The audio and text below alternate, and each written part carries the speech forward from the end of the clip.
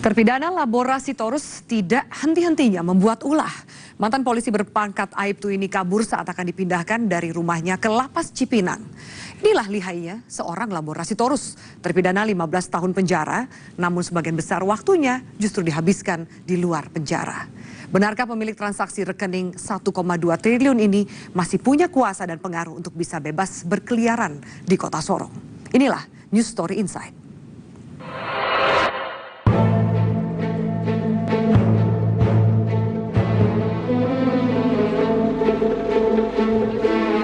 Inilah detik-detik proses penangkapan Labora Sitorus di kawasan tempat tinggalnya di Tampa Garam, Kota Sorong.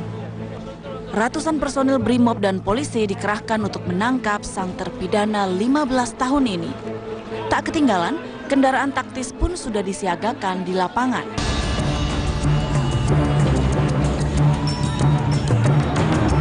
Namun lagi-lagi Labora Sitorus membuat drama saat petugas sudah berhasil membobol barikade alat-alat berat yang dipasang untuk membentengi kompleks rumah dan perusahaannya.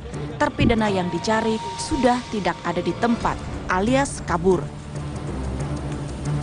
Tadi pagi diadakan operasi penangkapan yang melibatkan ratusan personel, tetapi rupanya dia sudah lari. Kita mencurigai ada orang-orang, oknum-oknum yang membantu dia melarikan diri.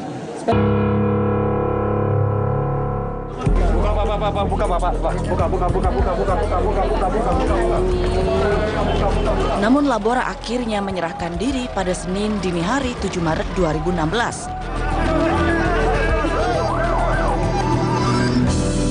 Hanya dalam hitungan jam, hari itu juga Labora akhirnya dibawa langsung ke Jakarta untuk dipindahkan ke Lapas Cipinang.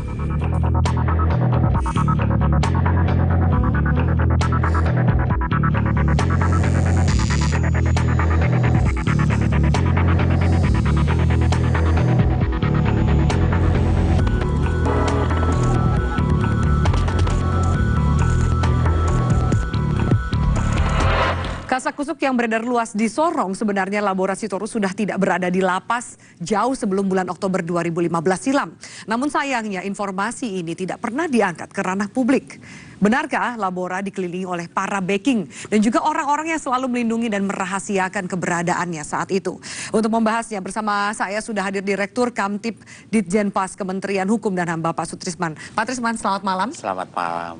Pak Trisman, ini kita menarik, kita selalu bicara soal Labora Sitorus ini tidak pernah berhenti berbuat sensasi. Kali ini kemarin itu sempat dinyatakan kabur, hilang, sampai akhirnya sebelum menyerahkan diri. Sebenarnya apa yang terjadi sih Pak? Labora Sitorus ini kan izin sakit, diberi rekomendasi sakit dan dibawa keluar lapas dan ke rumah sakit. Nah, persoalannya adalah mestinya kalau dokter atau pihak rumah sakit yang dalam hal yang memberikan rekomendasi itu dia sudah sembuh atau belum sembuh pun bisa berobat jahat, mestinya harus kembali ke Lapas Sorong. Ini masalahnya. Namun yang terjadi bukan demikian, tetapi kembali ke rumahnya. Nah, sehingga tentu pihak kami itu tidak benar. Kembali ke rumahnya itu tidak terpantau oleh oknum manapun. Anda juga dari pihak lapas tidak terinfokan. Labora Sitorus ini di lingkungan yang karyawannya, ya usaha-usahanya. Nah, itu kan tentu pihak lapas itu tidak akan serta-merta dengan kondisi itu terus cukup nekat misalnya. Pihak lapas takut? Bukan persoalan takut, memperhitungkan berbagai aspek risiko. Nah, kemampuan lapas kita sudah perhitungkan, kita minta bantuan ke pihak dalam hal ini Polri, juga TNI. Pak Trisman, tadi Anda katakan bahwa Anda belum berpikir siapa yang membackingi dan lain-lain, tapi itu berbeda dengan statement dari Menteri Anda, Menteri Hukum dan HAM Republik Indonesia Yasona Lawli mengatakan, kami curiga ada oknum-oknum yang membantu Labora Sitorus melarikan diri. Tentu kerugiannya ini kan di semua pihak, termasuk pihak Anda.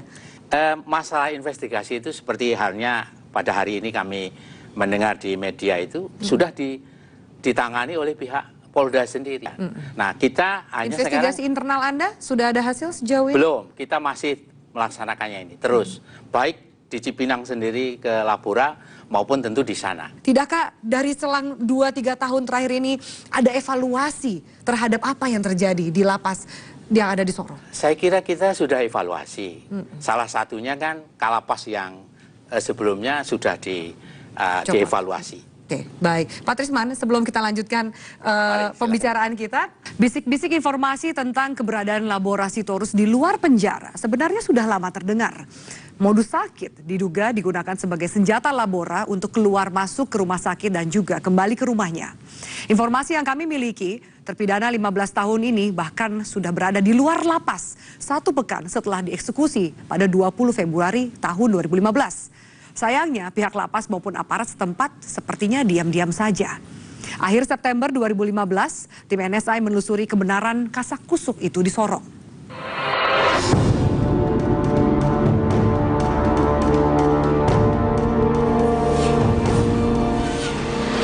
Inilah rumah sakit Pertamina Sorong yang seringkali disebut-sebut menjadi tempat berobatnya Labora Sitorus selama ini. Awal Oktober 2015 silam, tim NSI sengaja mendatangi rumah sakit ini untuk mencari keberadaan Labora. Maklum saja, kabar yang beredar saat itu, Labora lebih sering bolak-balik antara rumah sakit dan rumahnya sendiri ketimbang di lapas Sorong. Namun keterangan saat itu, Labora sedang tidak ada di rumah sakit. Ini Pak Labora sedang berobat di sini nggak? Labora. Felis, ada Pak Labora berobat. Apa? Labora, kenapa? Ada masuk, tidak? Tidak. Dulu pernah? Dulu pernah. Pada hari yang sama, tim langsung meminta informasi kepada Direktur Rumah Sakit Pertamina. Dijelaskan, Labora memang langganan keluar masuk RS, namun untuk waktu yang singkat. Mau bilang sering dan juga, tetapi memang kadang-kadang 3 bulan, 4 bulan, datang, kontrol. Yang saya tahu, dia itu diabetes, gulanya tinggi sekali, ya, sampai di atas 500. Kemudian dia juga kolesterol yang sangat tinggi, dan dia pernah terserang stroke, tensi apalagi. Nah, jadi dengan indikasi seperti itu dia dirawat di sini 3 hari, 4 hari pulang. Data rekam medis saat itu menunjukkan Labora terakhir kali dirawat pada bulan Agustus 2015 silam. Berapa kali kita rawat ya? Ini terakhir tanggal bulan 8 ya, Agustus. Ya, bulan 8 ini dokter Devi. Oh, dokter Devi. 26 masuk. Oh. Keluarnya tanggal nggak ada. 28. 3 hari aja. Penasaran dengan kebenaran informasi itu, 2 hari berikutnya, tim bermaksud mengecek keberadaan Labora di Lapas Sorong. Namun petugas tidak memberikan izin masuk lantaran sang kepala lapas sedang tidak berada di tempat. Anehnya, saat dihubungi melalui telepon, sang kalapas mengatakan Labora sedang berada di rumah sakit dan sudah dirawat sejak lama.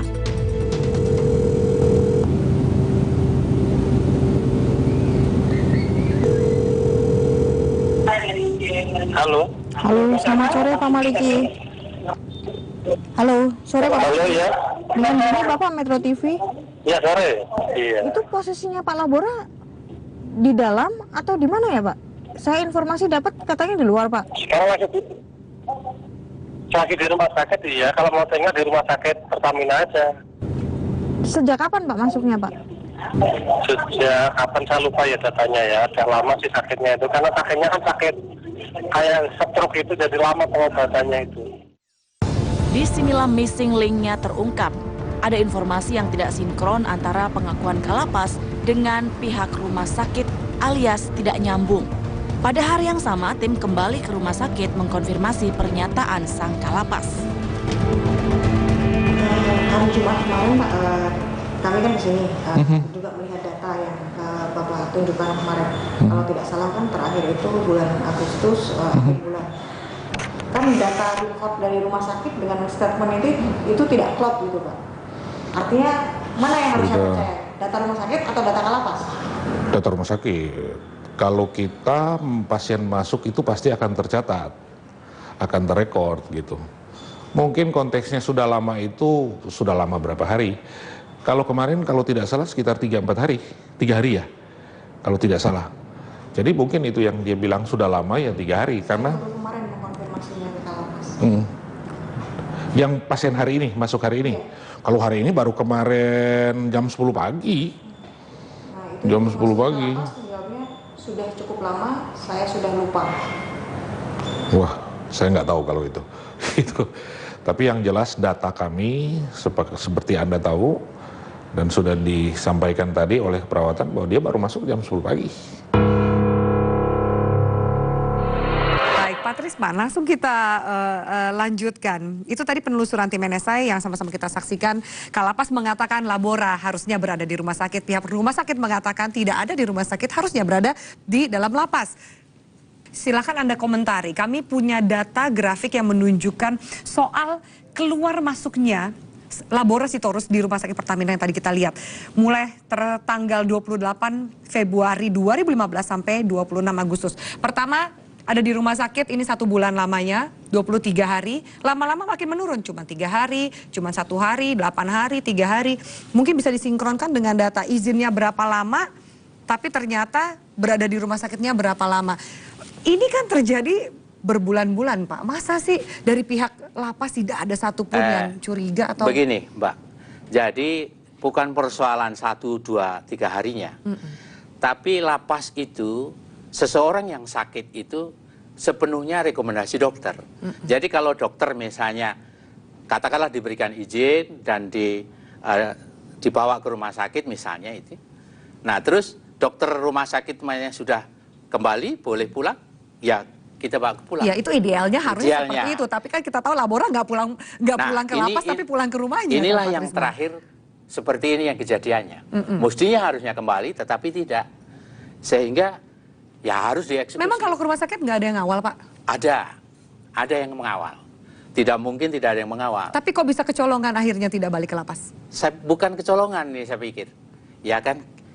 Bukan kecolongan karena ini yang mengawal kan 2 orang. Sedangkan kita tahu lingkungan yang mendukung pihak Labora ini begitu luar biasa banyaknya. Berapa orang sih estimasinya?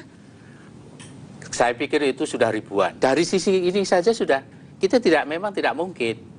Ya kan? Tidak mungkin, tapi tidak boleh terjadi pembiaran kan, Pak? Benar. Inilah terus kita sedang dilakukan sekarang ini, Pak. Oke, Pak Trisman, kita akan jeda sejenak, kita akan lanjutkan lagi pembicaraan kita. Diduga pemirsa ada banyak kekuatan yang bermain di belakang Labora Sitorus. Seorang mantan polisi berpangkat Aibtu namun bisa bebas keluar masuk penjara dan berkali-kali mengulang perbuatan yang sama. Benarkah Labora lebih spesial dibandingkan Gayus Tambunan? Selengkapnya di NSI sesaat lagi.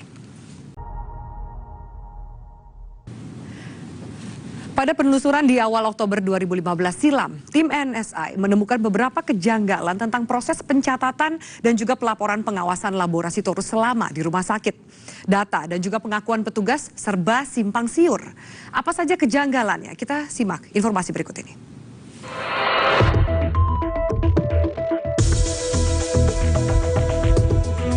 Dulu mau konfirmasi Pak Labora Sitorus dirawat di sini tidak ya? Tidak ada. Tidak ada? Oh, katanya di sini? Tidak. Terakhir kali di sini kapan ya, Pak? Sudah lama. Sudah lama kapan? Saya kurang tahu. Oh, Sudah lama deh. Tidak tahu. katanya di sini? Enggak. Katakan lapasnya loh. Enggak. Tidak ada. Oh. Begitulah jawaban lugas dari petugas jaga yang ada di bangsal perawatan Rumah Sakit Pertamina Sorong saat tim mengecek keberadaan Labora. Saking seringnya Labora keluar masuk, para perawat pun hafal benar tabiatnya. Tim benar-benar baru menemukan keberadaan Labora di rumah sakit ini justru sehari berikutnya. Entah suatu kebetulan atau tidak, pada hari itu juga ada kunjungan dari tim Kanwil Hukum dan HAM. Namun saat itu, istri Labora yang mendampingi dan turut menerima kunjungan tim tak mau berkomentar banyak. Bapak itu manusia itu orang juga ini tahu, dia bukan korupsi, dia bukan makan uang negara. Dia korupsi apa? Dia bukan makan uang negara. Jadi sudah, tolong, kasihan. Tolong ya. Kejelasan informasi sejak kapan Laborasitorus dirawat di rumah sakit ini simpang siur. Tidak ada kecocokan antara pengakuan petugas jaga rumah sakit dengan lapas. Berdasarkan buku laporan penjagaan rumah sakit yang dibawa petugas, Labora sudah dirawat selama 5 hari. Anehnya, meski sang petugas jaganya berbeda-beda setiap hari, tulisan tangan pada laporan ini justru tampak seragam alias kemungkinan besar ditulis oleh orang yang sama. Ini tanggal yang apa? Tanggal 2 enggak salah, saya lupa tanggalnya. Yang jaganya tanggal 2 siapa? Tanggal itu tadi Pak? Tanggal 5 itu, ini. Kamis tanggal 1. Ya, tanggal 2 ini. Ya, jangan Pak Sakau.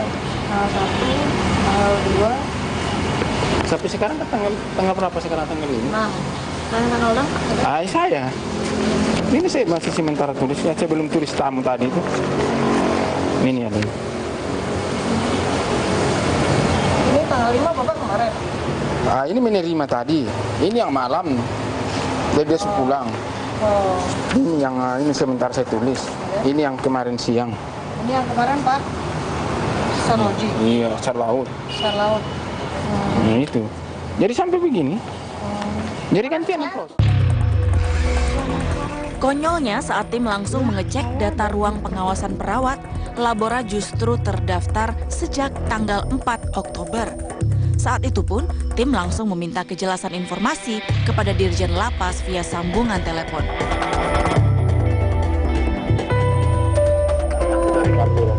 Kalau informasi yang diterima dari Dirjen Lapas terkait posisi Pak Labora sebenarnya di mana sih Pak? Saya belum dapat laporan. Ya. Saya itu kan wilayahnya di kawasan wilayah. Ya. Karena dari info yang kami dapatkan Pak dari penelusuran Pak, ini kan tidak match begitu Pak pengakuan dari Kalapas soal keberadaan Pak Labora yang katanya di rumah sakit. Ternyata kami telusuri di rumah sakit tidak ada begitu. Iya. Ya itu sudah disuruh, mungkin itu kali mau dicek apakah sudah berangkat enggak gitu. Perintah dari Pak Menteri. Ya. Bapak sendiri sebagai Dirjen menerima laporan tidak Pak? Misalnya saking dia sering keluar masuk begitu Pak? Saya belum dapat laporan dia sering keluar masuk. Saya hanya tadi laporan pagi bahwa Labora itu ada di rumah sakit gitu. Jadi Baru pagi ini Pak laporannya Pak? Hah? Laporannya baru pagi ini masuknya atau bagaimana Pak? Iya, tadi pagi dan saya, ya kan di sana kan ada kandilnya, Mbak, ada kantor wilayah. Iya. Jadi tadi pagi laporan dari staf saya bahwa Labora itu ada di rumah sakit.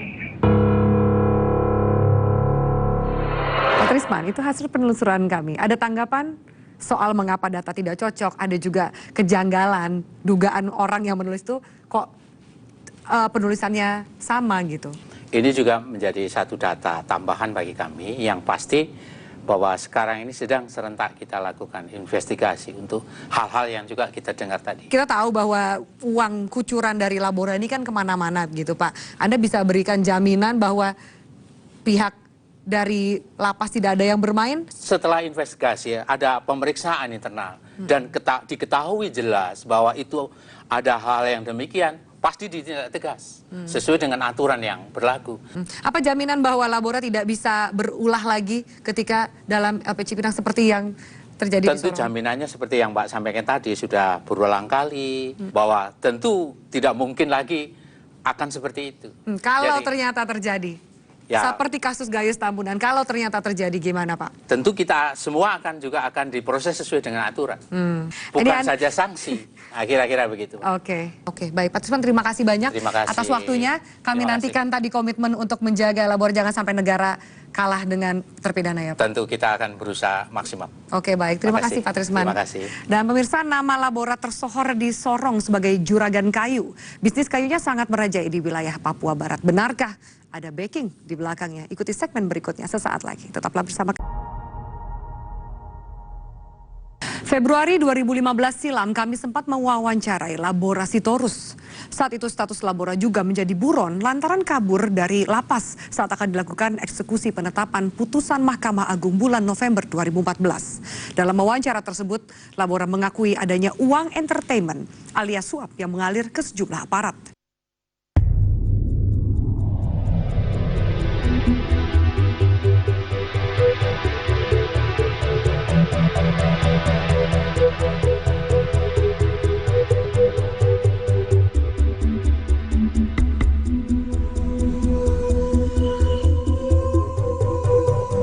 Tidak. Kalau menurut saya tidak, tapi ibu tetap pendidikan. Kalau saya punya bahasa kan seolah-olah saya membela, tidak. Kalau saya di luar bebas dari hukum itu perintah undang-undang. Jadi saya sesuai dengan fakta karena proses penetapan saya kan belum ada dan sehingga menunggu itu kewajiban MA harus mengeluarkan surat penahanan, itu saya tahu saya. Karena kalau tidak ada kewenangan dia untuk menahan saya.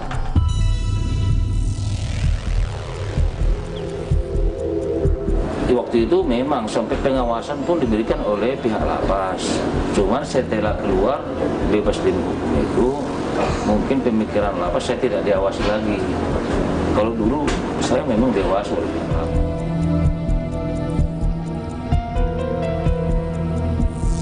Saya yang mengatakan, yang mengalirkan itu kan ibaratnya seperti video ini kan ada pengeluaran tak terduga. Entertainment itu ya sebenarnya entertainment termasuk entertainment.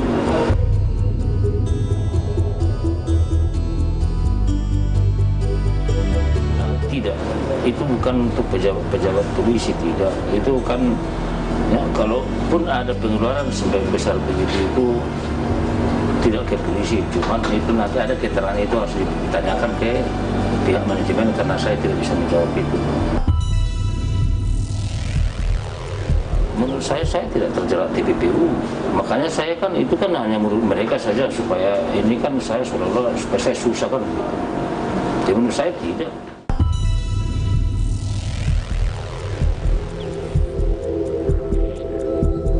Ada katanya itu kan katanya saya nanti itu pihak manajemen punya urusan, tapi menurut saya sih tidak ada. Pemirsa, lalu apa tanggapan dari pihak kepolisian mengenai dana entertainment yang diberikan oleh Labora Sitorus ke sejumlah aparat penegak hukum? Ikuti wawancara saya berikut ini.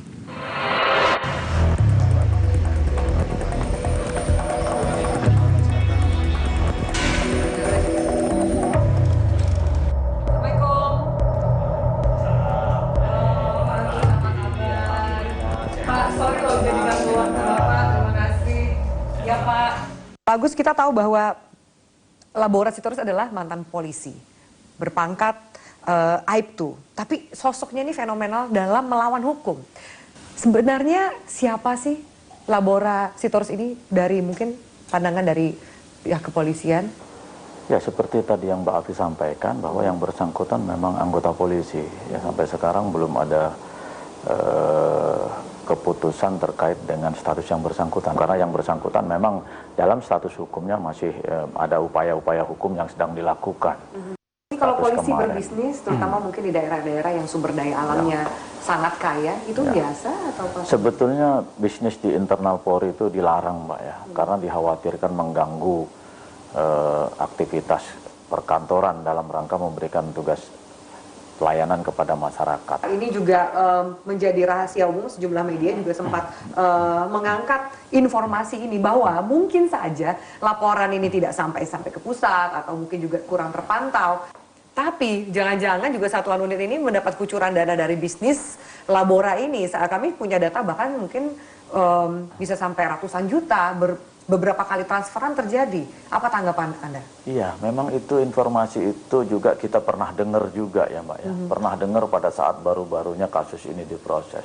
Hanya memang dalam proses pemeriksaan secara BAP terhadap yang bersangkutan itu tidak tampil, tidak disampaikan secara jelas oleh yang bersangkutan kepada penyidik pada saat itu. Ya memang ada beberapa yang juga saya dapat informasi dari teman-teman penyidik, disampaikan memang ada anggota yang minta bantuan yang bersangkutan untuk melaksanakan kegiatan keluar dari wilayah Papua. Ada yang mau sekolah, ada yang mau cuti, istilahnya pinjem kepada yang bersangkutan, tapi dalam jumlah yang tidak besar. Kami ada pengakuan yang bersangkutan, Pak Agus, yang mengatakan bahwa memang benar ada dana alokasi untuk dikatakan dana entertainment. Nama penerimanya sudah kami hilangkan dalam grafis itu. Total entertain internal polisi periode Januari hingga April tahun 2013 ini mencapai angka 3 miliar lebih. Itu estimasinya kurang lebih Kapolres lah ya di sana pada saat itu bisa mencapai ratusan juta rupiah per bulan ya, 1 sampai 150 juta per bulan. Kita tidak tahu kepada siapa ya, yang jelas Mbak Afi pegang gitu kan, berarti kan salah satunya kepada media kan. Nah gitu. Tapi dalam proses pemeriksaan itu tidak disampaikan secara detail seperti itu, apalagi entertain kepolisian. Apa sih entertain kepolisian kan? Selama ini kita tidak ada. Nggak ada setoran-setoran itu, tidak Pak? ada istilah entertain itu. Ya, istilah setoran apalagi. Jadi kepolisian tidak punya data yang buku anggaran dan segala macam catatan-catatan dari Labora itu tidak ada? Tidak ada. Tidak ada di tangan pihak Justru kepolisian. kalau misalnya Labora itu punya, serahkan kepada kita. Ya kan kopiannya lah, jangan aslinya lah. Kalau aslinya nanti takut hilang katanya kan gitu kan. Apabila bisa dibuktikan tentunya akan ada sanksi. Akan ada proses lebih lanjut lah gitu ya. Kalau misalnya termasuk pengawalan bersalah, truk kayu dari Labora, Pak. Itu kami punya gambarnya. Ada aparat TNI yang terlibat, bahkan aparat kepolisian yang ikut mengawal.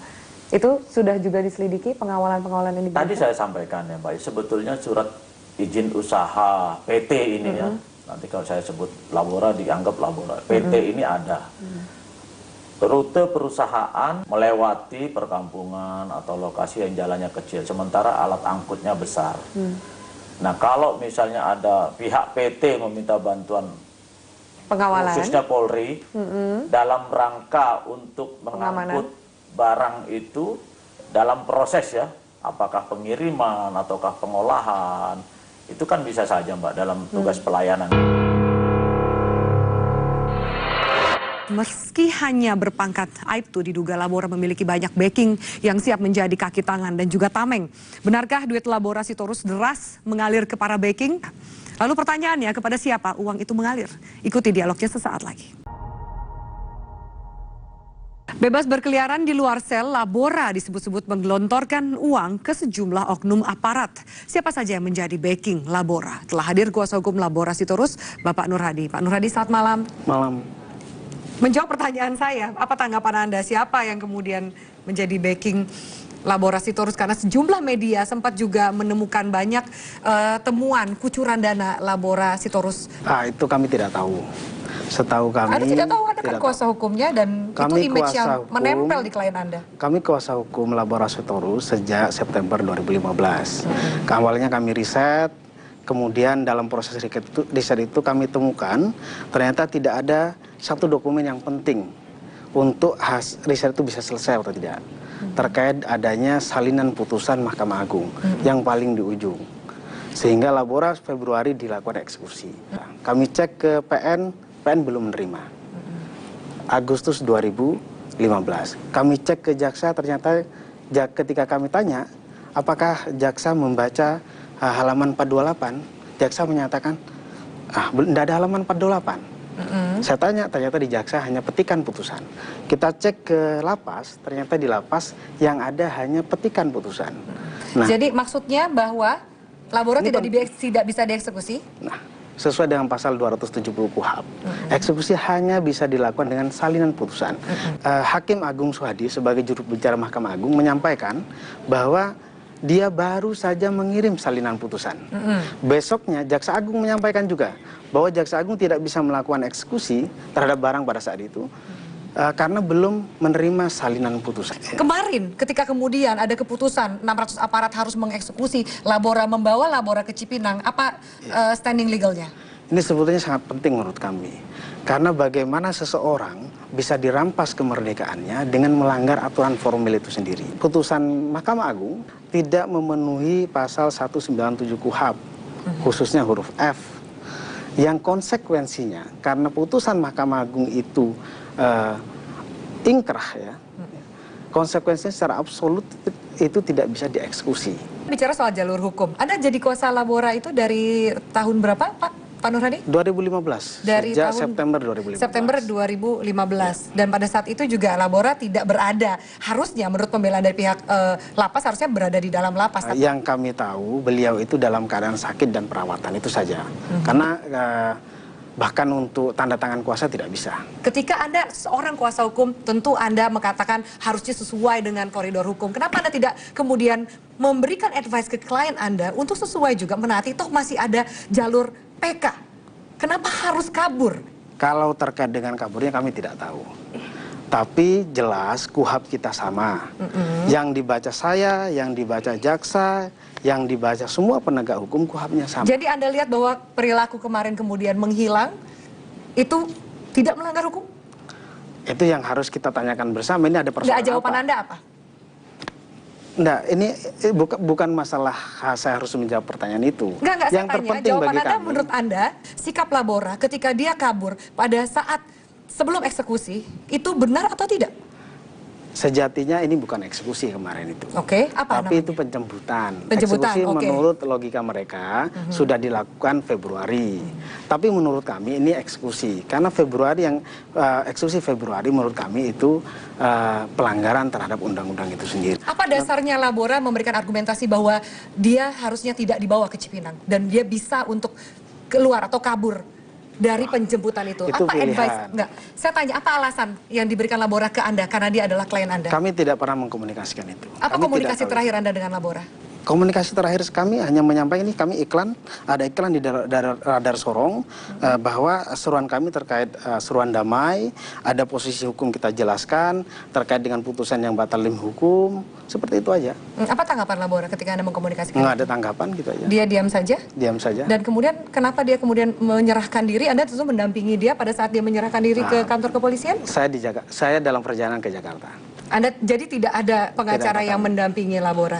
Tidak. Oke. Sebelumnya saya akan mengajak Anda juga pemirsa untuk melihat kabar yang santer berhembus pemirsa. Bisnis Labora Sitorus selama ini langgeng beroperasi dan hampir tidak tersentuh lantaran dibackingi oleh aparat. Tim NSI mengikuti pergerakan kayu yang keluar masuk PT Rotua dan juga PT Bintang Tiurma, perusahaan kayu milik Labora Sitorus. Selain meminjam bendera Primkopal milik Angkatan Laut, beberapa oknum kepolisian juga rutin mengawal kontainer kayu milik Labora. Apa kata Labora tentang praktik backing ini? Berikut penelusuran dari tim NSI.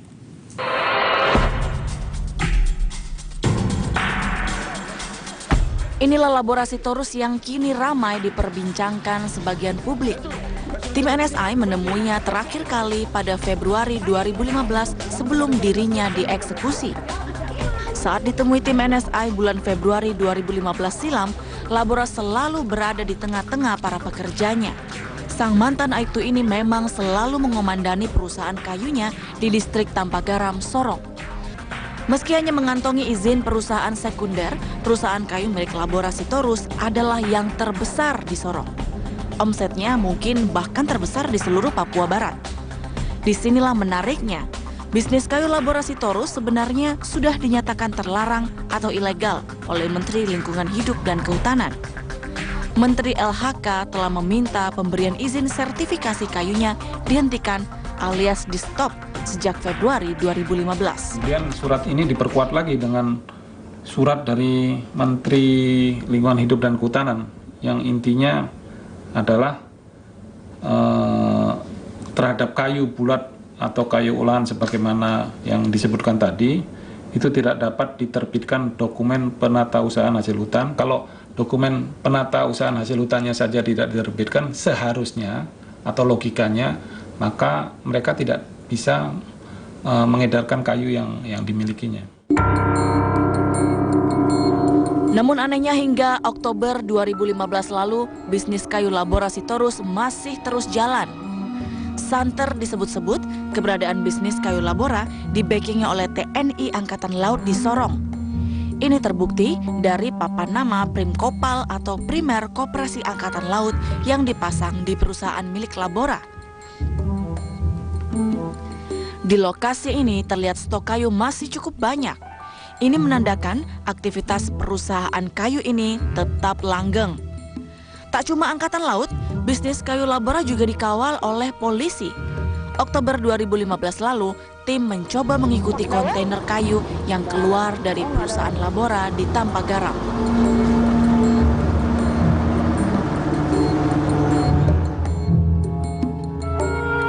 Dan rupanya, kontainer ini mendapat pengawalan dari polisi. Pengawalan ini berlangsung hingga kontainer tiba di tempat tujuan di Pelabuhan Sorong yang berada tak jauh dari rumah Labora Sitorus di Tampagaram.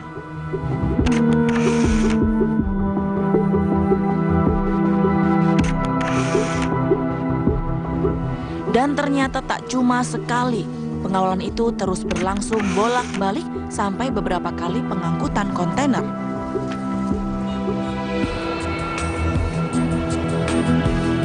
Saat pertemuan Februari 2015 silam, Labora memang tak menampik telah bekerja sama dengan pihak Angkatan Laut setempat. Menyangkut masalah koperasi AL, itu PT Rut 2 sesuai dengan putusan pengadilan tidak ada permasalahan. Itu pas sudah lihat pihak AL itu kan setelah dia selidiki ada putusan dari pengadilan mengatakan ini tidak bermasalah dan dia jalan sampai sekarang. Jadi kemungkinan dari pihak AL menilai tidak ada masalah, sehingga dari pihak AL menerima kalau dari PT Rut 2 itu bekerja sama dengan AL. Kerjasamanya itu apa sih? Pengangkutan kan atau apa? Angkutan, ya pada umumnya angkutan, termasuk dengan trek-treknya kan, angkutan lah pada umumnya.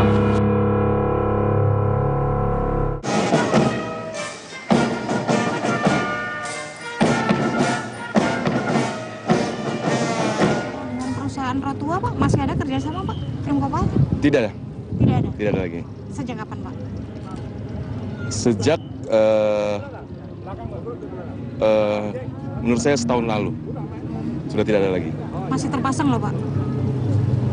Saya akan cek kembali. Saya akan cek kembali karena waktu saya menerima di sini, waktu saya menerima jabatan di sini, saya terima dari komandan yang lama, kita sudah tidak ada kegiatan lagi dengan Rut 2. Baik, Pak Nur Hadi, ada tanggapan soal penelusuran kami soal bisnis Labora? Kalau soal bisnis kami nggak bisa berkomentar, karena kami ngurusi hukumnya saja. Anda mengurusi hukumnya saja?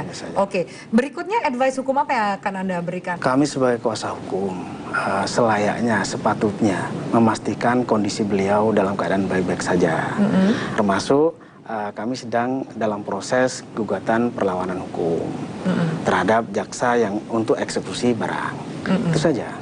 Oke, langkah hukum berikutnya Anda juga akan mengambil langkah PK? Bagi kami PK tidak bisa kami lakukan karena menurut kami putusan Mahkamah Agung 1081 itu batal demi hukum dan harus dianggap tidak pernah ada. Bagaimana Labora Sitorus dalam proses dakwaan tuntutan tidak pernah didakwa dengan pasal-pasal terkait dengan kehutanan dan BBM.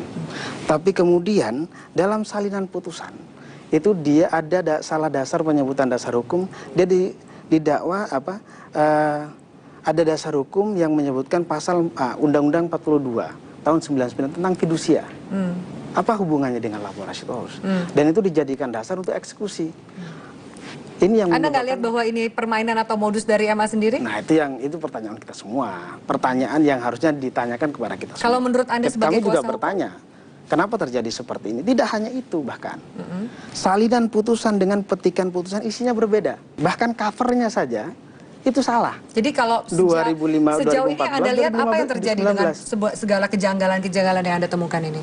Ya kami hanya bagaimana keadilan bagi klien itu bisa terwujud. Pandangan umum, pendapat umum soal Labora juga sempat dilakukan banyak investigasi soal harta Labora yang bernilai triliunan dan juga kucuran dana ke banyak pihak. Kan ini ada dana entertainment ke internal kepolisian. Ini diambil dari narasumber kami. Kami tidak tahu itu.